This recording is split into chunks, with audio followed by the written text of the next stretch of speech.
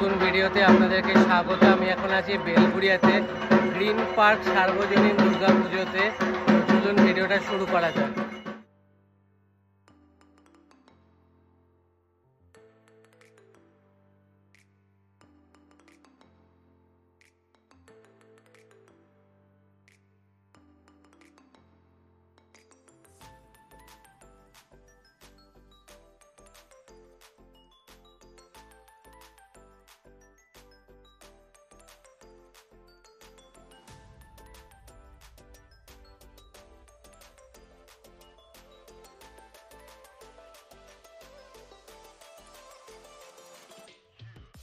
করেছে কিন্তু ওনাদের ঠাকুর এবং প্যান্ডেলটা একটা ছোট জায়গার মধ্যে এত সুন্দর থিমের পুজো, জাস্ট অসাধারণ লাগলো।